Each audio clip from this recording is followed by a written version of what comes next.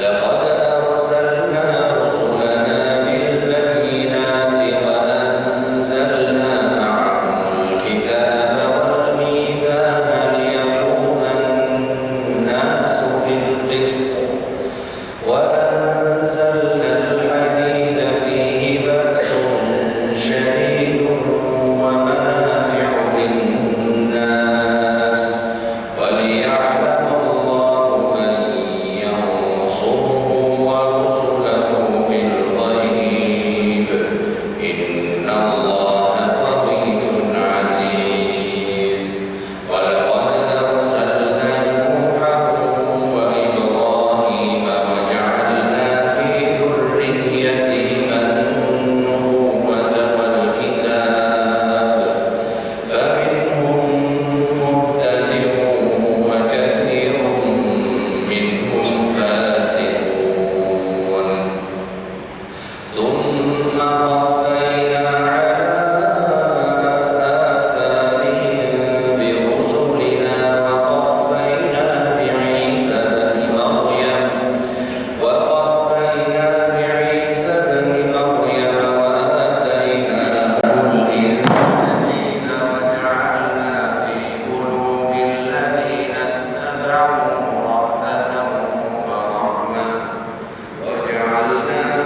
قلوب الذين اتبعوه رأفة ورحمة ورهبانية ابتدعوها ما كتبناها عليهم إلا ابتغاء رضوان الله فما رعوها حق رعايتها فآتينا الذين آمنوا منهم أجرهم وكثير منهم فاسقون. Ya, dalam surat Al-Hadid ya, ayat ke-25 sampai 27 yang mana kita tahu pada ayat-ayat sebelumnya Allah sudah membahas beberapa hal.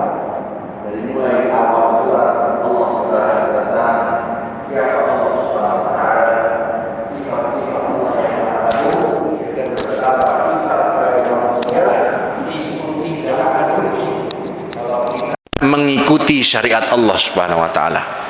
Kemudian Allah Subhanahu wa taala memerintahkan kita untuk beriman dan berinfak. Ya, kita diperintahkan untuk beriman dengan hati kita ya, dan membuktikan iman tersebut dengan ucapan dan perbuatan.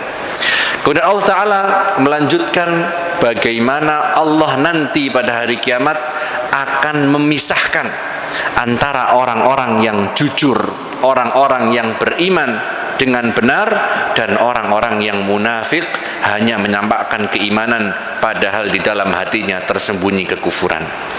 Dan Allah melanjutkan ya, mengingatkan kita tentang pentingnya hati yang lembut ya. Bagaimana seharusnya ketika kita membaca firman Allah Subhanahu wa taala, ketika kita membaca ayat-ayat Allah Subhanahu wa taala, kita menerima itu dengan hati yang lembut agar ayat-ayat Allah tersebut bermanfaat dan bisa kita jadikan petunjuk.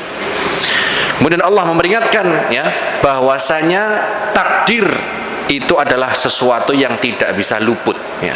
Kita tidak akan mendapatkan sesuatu kecuali yang sudah Allah tentukan.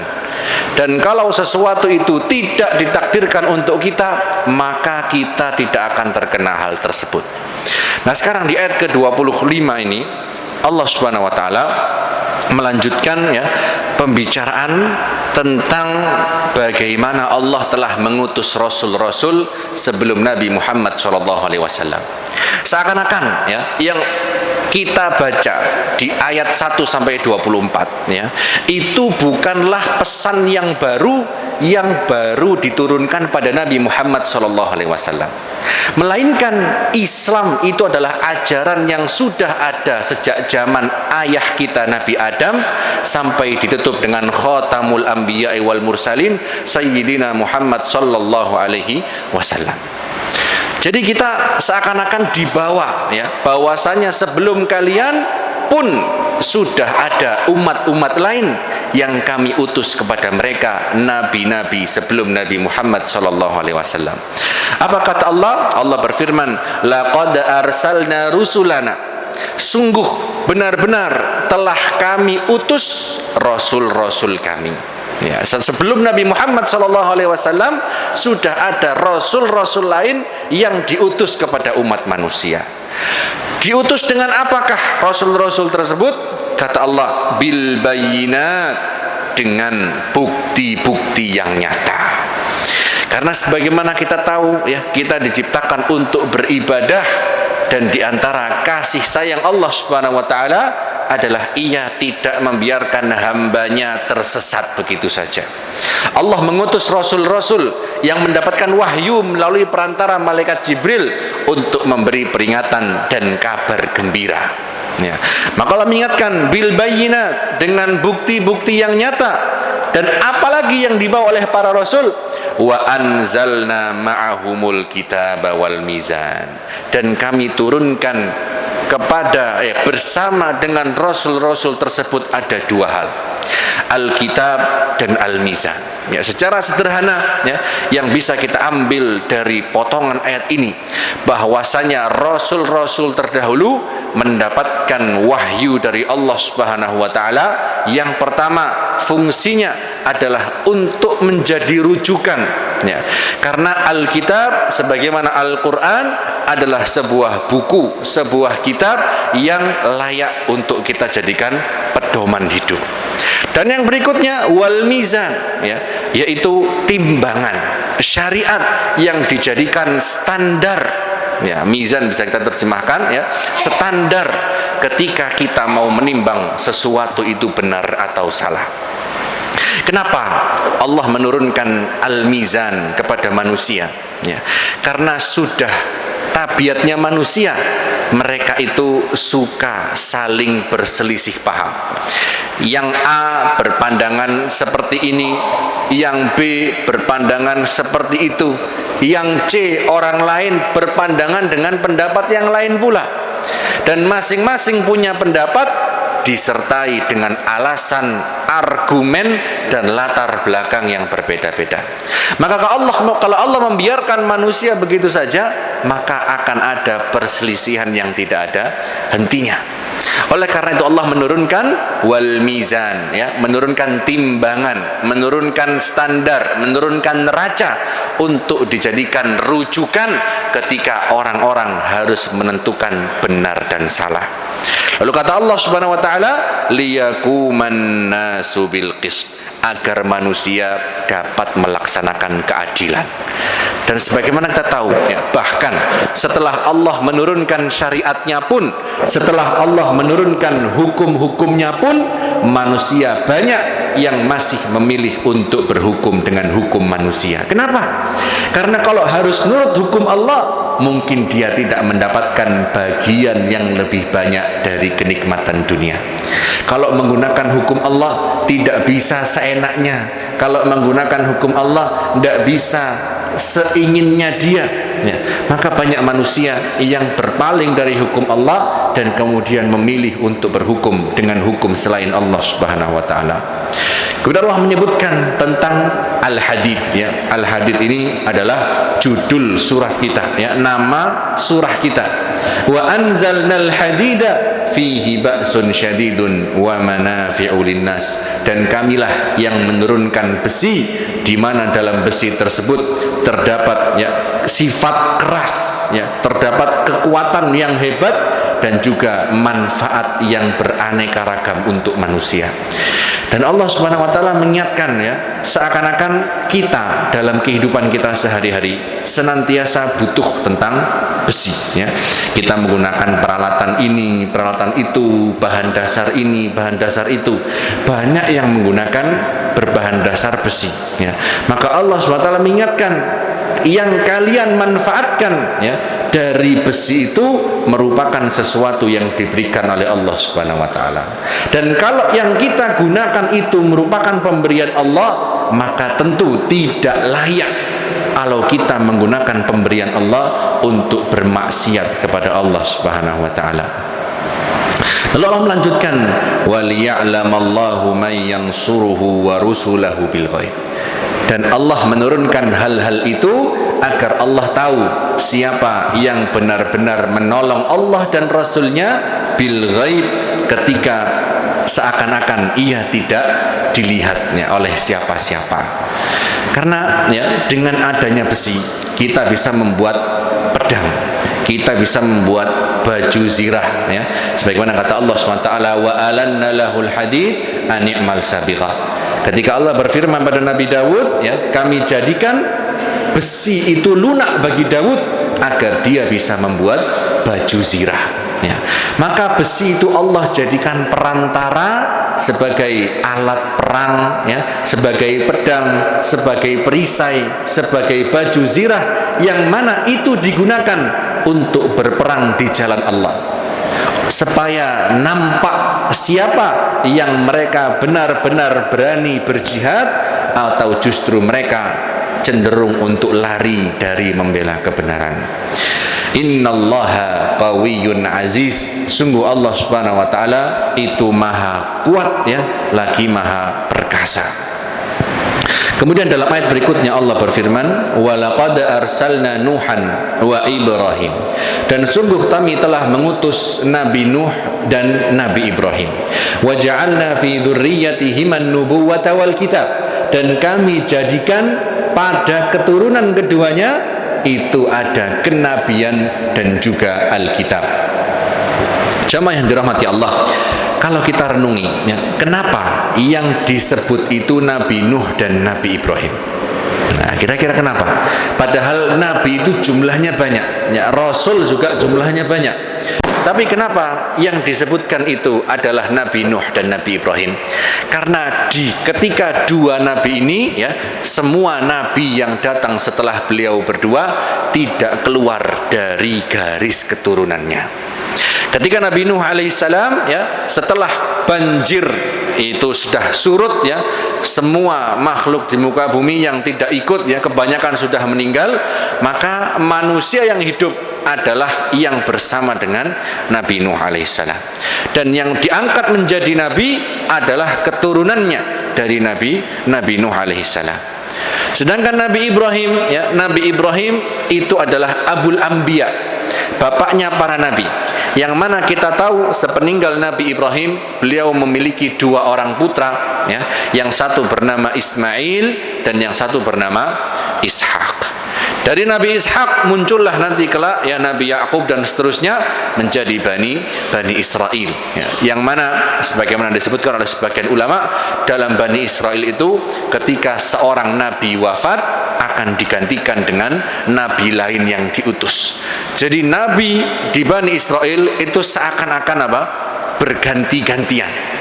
Ya, dari nabi wafat ada lagi nabi yang lain, wafat ada lagi nabi yang lain, ya, menunjukkan bahwasanya keturunan Bani Israel, keturunan Nabi Ibrahim alaihissalam merupakan keturunan yang asalnya mulia, ya, karena mereka dipilih oleh Allah, banyak nabi yang diutus di Bani Israel. Sedangkan di sisi yang lain, Nabi Ismail alaihissalam, dari keturunan beliau nabinya ada berapa orang, Pak? Dari kalau Bani Israel tadi banyak nabinya, kalau dari Nabi Ismail nabinya hanya satu. Nabi siapa? Nabi kita Muhammad sallallahu alaihi wasallam. Ya, walaupun nabinya hanya satu, ya, tapi beliau adalah Sayyidul Anbiya wal Mursalin, pemimpin para nabi dan para rasul. Ya. Maka Allah mengingatkan kita, walaqad arsalna Nuhan wa Ibrahim. Dan kami telah mengutus Nabi Nuh dan Nabi Ibrahim. Wa ja'alna fi dzurriyyatihim al-nubuwwata wal kitab. Dan kami telah memberikan di keturunan keduanya kenabian, nabi-nabi yang diangkat oleh Allah, dan juga Alkitab, ya, kitab suci yang bisa dijadikan rujukan. Nah, kalau kita menggunakan logika pendek kita, yang namanya nabi itu sudah pasti orang yang dipilih oleh Allah Subhanahu wa taala, ya, tiang linuwih lah, ya, orang yang punya kelebihan dibanding manusia lainnya. Tapi kalau kita lihat keturunannya, keturunan Nabi Nuh, keturunan Nabi Ibrahim, apakah mereka semua juga punya kekuatan iman, kualitas ketakwaan yang sama seperti Nabi Nuh dan Nabi Ibrahim? Jawabannya tidak. Padahal mereka juga mendapatkan bagian dari kenabian dan mereka juga membaca kitab suci sebagaimana Allah sebutkan di sini. Tapi apa kata Allah Subhanahu wa taala?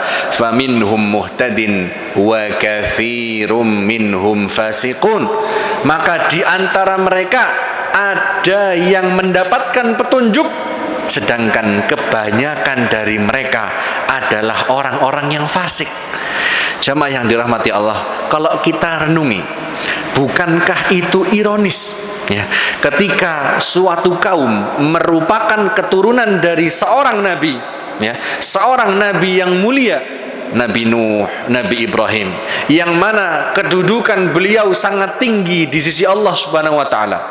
Dan tidak cukup di situ, mereka juga mendapatkan nabi di antara mereka. Mereka juga memiliki kitab suci yang mereka baca, ada di antara mereka. Tapi ternyata kebanyakan di antara mereka justru menjadi orang yang fasik. Maka seakan-akan dalam ayat yang mulia ini terdapat peringatan dari Allah Subhanahu wa taala. Orang-orang yang nasabnya baik, yang terahnya ini bukan lagi nyun sewu, level terahnya kiai, level terahnya ustadz boten, Pak ya. Ini terahnya Nabi Nuh dan Nabi Ibrahim, tapi mereka tetap ya tidak bisa seperti nenek moyangnya Nabi Nuh dan Nabi Ibrahim. Mereka selain merupakan keturunan Nabi, juga memiliki sebuah kitab ya yang bisa mereka baca. Kaumnya Nabi Musa mendapatkan Taurat ya, kaumnya Nabi Isa mendapatkan Injil ya. Jadi mereka punya kitab suci, yang mana kitab suci itu seharusnya bisa menjadi rujukan ya.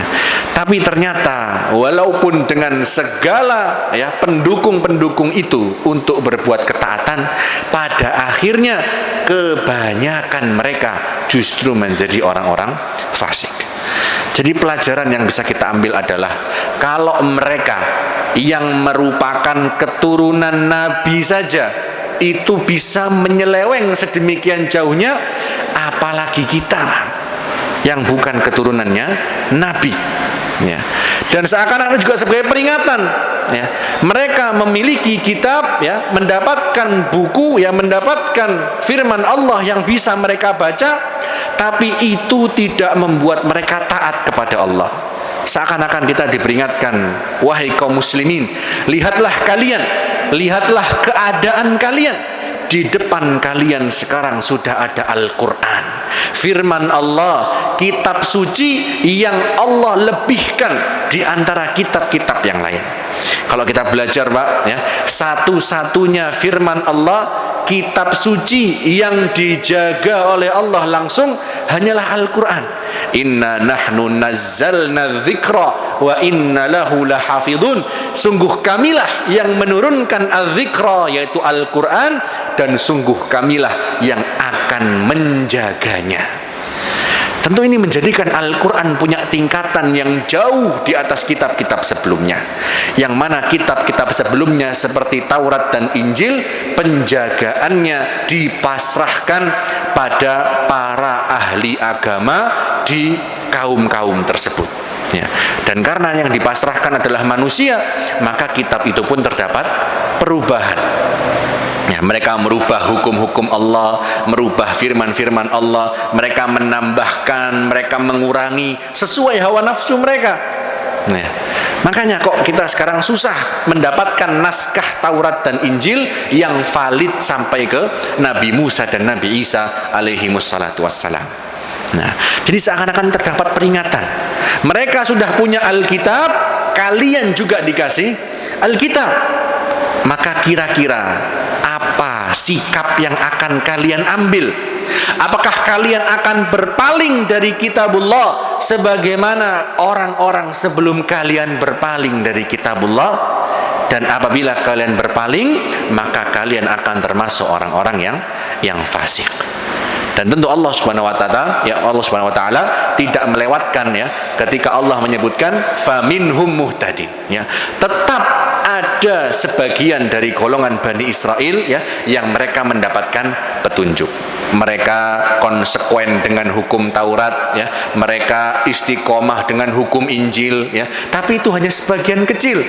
Sedangkan kebanyakan kaum Bani Israel menyeleweng dari aturan Allah Subhanahu wa taala.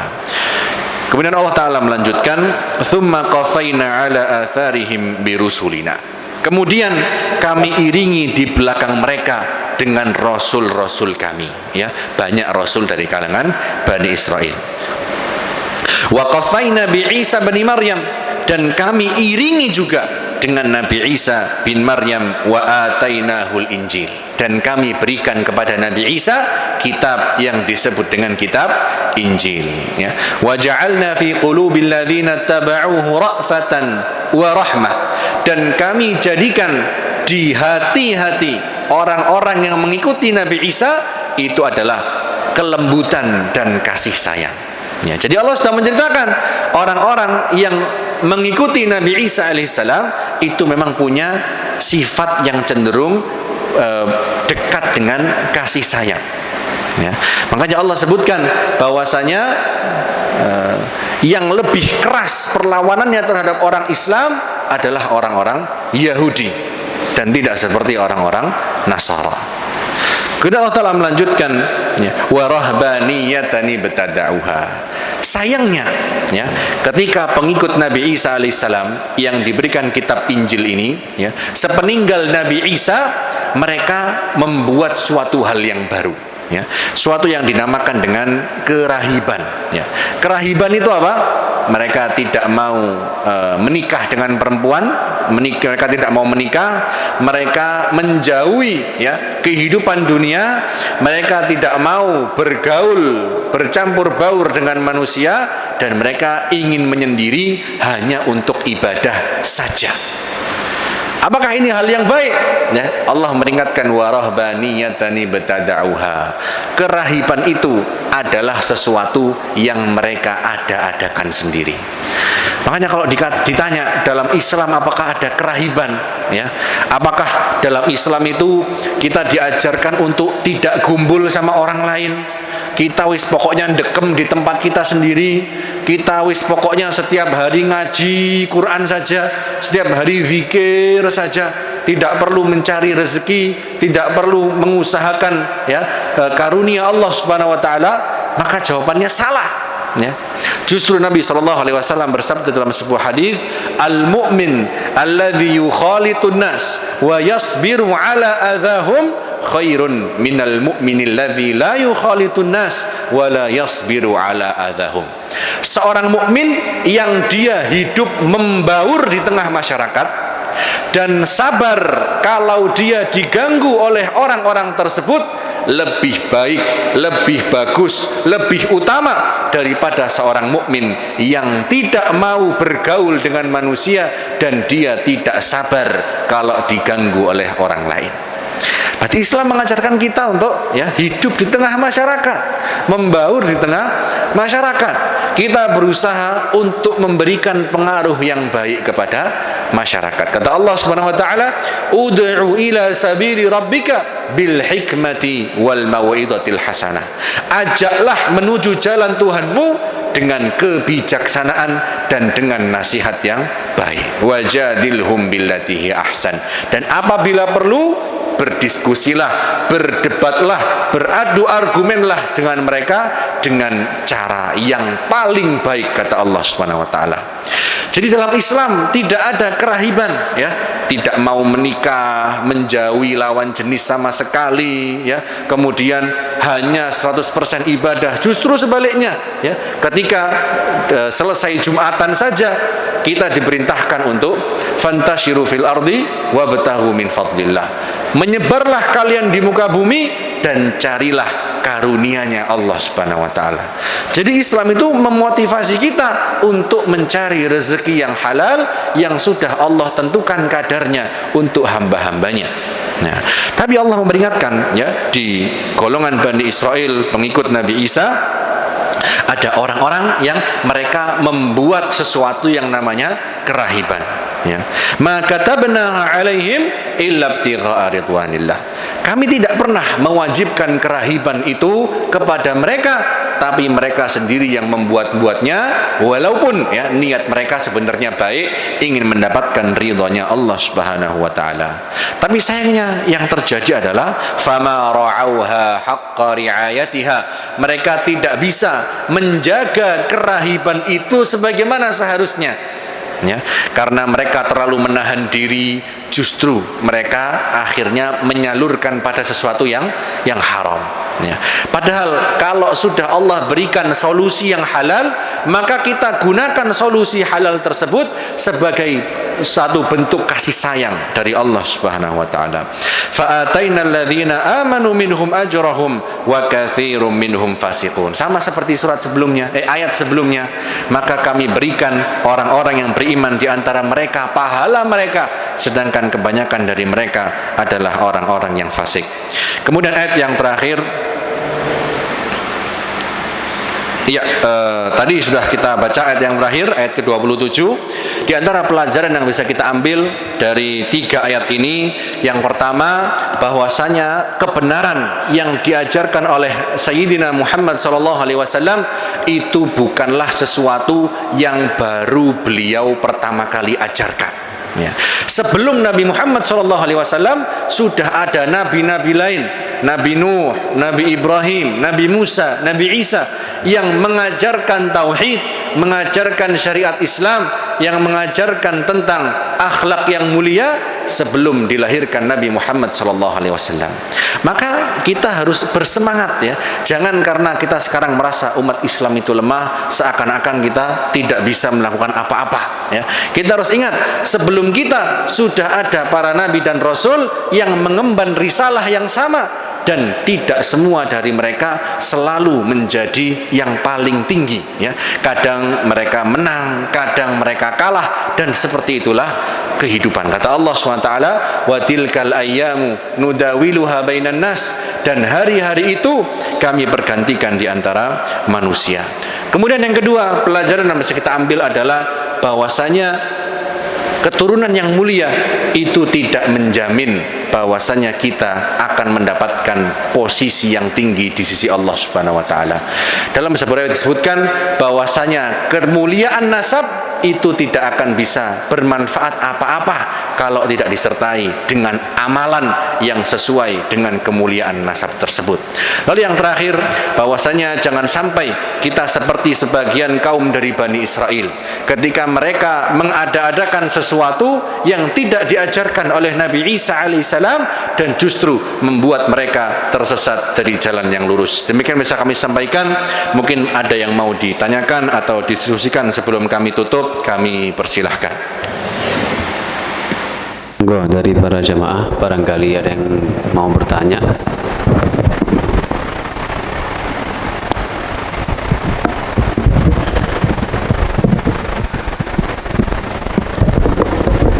Assalamualaikum warahmatullahi wabarakatuh. Waalaikumsalam warahmatullahi wabarakatuh. Ustaz, pertanyaan ini keluar dari konteks yang tadi disampaikan. Jadi beberapa hari yang lalu saya membaca artikel, itu ada seorang ulama pada zamannya itu yang sangat membela sekali umat Islam, sampai dia membuat buku yang sangat terkenal pada zaman itu. Kemudian seorang ulama kemudian itu sampai akhirnya dia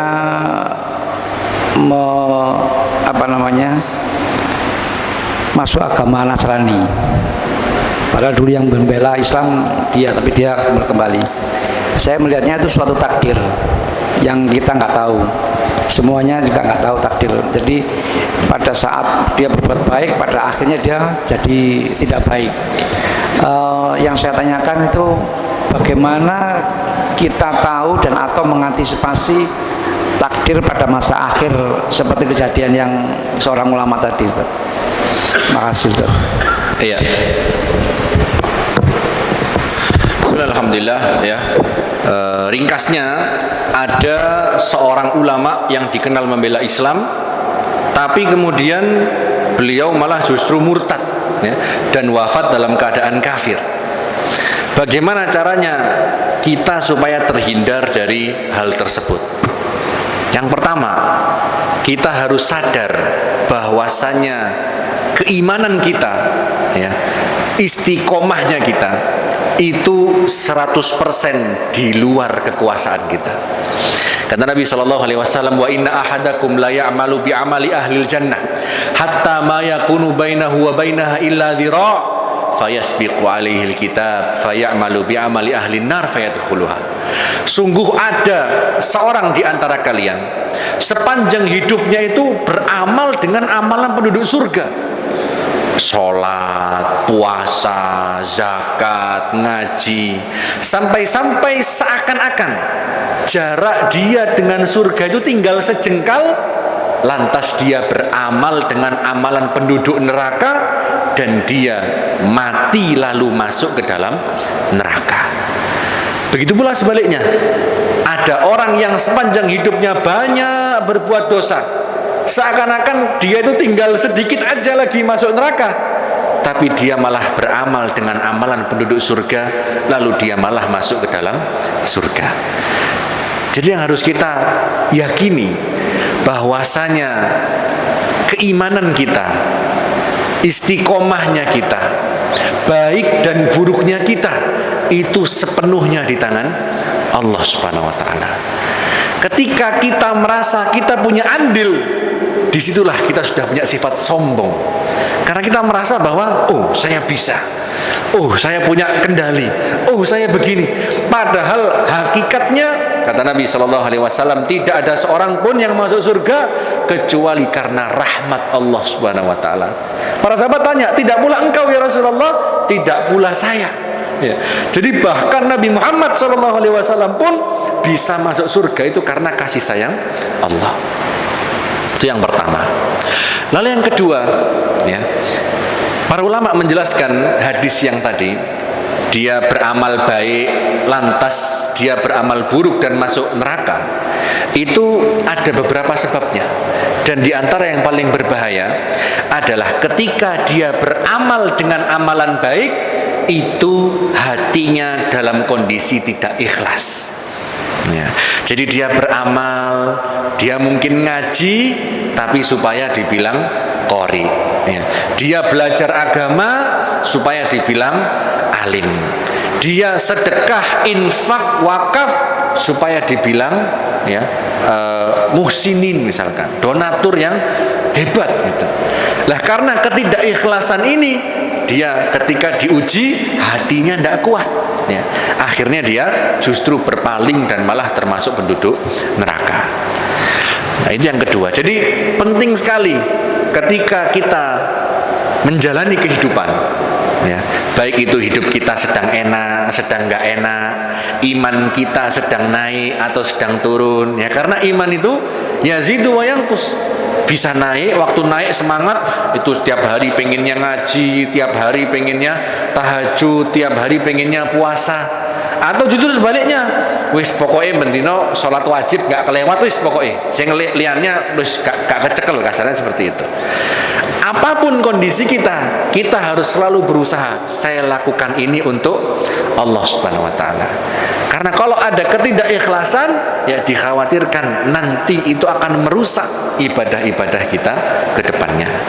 Lalu yang ketiga yang perlu kita perhatikan, di antara doa yang paling sering dibaca oleh Nabi Muhammad SAW itu dua. Yang pertama, beliau berdoa, ya muqallibal qulub tsabbit qalbi ala dinik. Wahai yang maha membolak-balikan hati, teguhkanlah hatiku di atas agamamu. Wa ya musarrifal qulub sarrif qalbi ala taatik. Dan yang wahai yang maha memalingkan hati, palingkanlah hatiku terhadap ketaatan kepadamu. Dan kalau kita renungkan, yang doa ini siapa? Nabi Muhammad sallallahu alaihi wasallam. Padahal Nabi sudah dijamin masuk surga, ya. Tapi kata para ulama ya, dalam sebuah riwayat disebutkan ini adalah doa di antara doa yang paling sering dibaca oleh Nabi Muhammad SAW. Maka ketika sudah kita perhatikan tiga itu dan kita selalu ingat ya, hakikat dari Islam itu apa sih? Hakikat dari Islam itu adalah memasrahkan diri kepada Allah. Jadi jangan kita merasa, oh saya hebat, saya sukses, saya bisa begini, saya bisa begitu. Jangan. Kita berusaha, Allah yang menentukan hasilnya. Jadi kita selalu memasrahkan kepada Allah dan kita selalu introspeksi diri. Jangan-jangan saya kurang ikhlas, jangan-jangan ada yang salah, jangan-jangan begini, jangan-jangan begitu. Jangankan kita, selevel Umar bin Khattab saja khawatir termasuk orang munafik. Ya, apalagi yang seperti kita, wal iyadu billah. Ngeten nggih, Pak? Monggo barangkali ada yang lain. Cukup? Cukup. Ya. Kalau sudah cukup, ya kita mohon kepada Allah Subhanahu wa taala agar memberikan kita istiqamah di atas ketaatan kepada Allah. Semoga Allah Subhanahu wa taala memberikan kelapangan, kemudahan dan keberkahan dalam hidup kita semua di dunia dan akhirat, dan kita mohon kepada Allah Subhanahu wa taala agar mengumpulkan kita di surga bersama orang-orang yang kita cintai.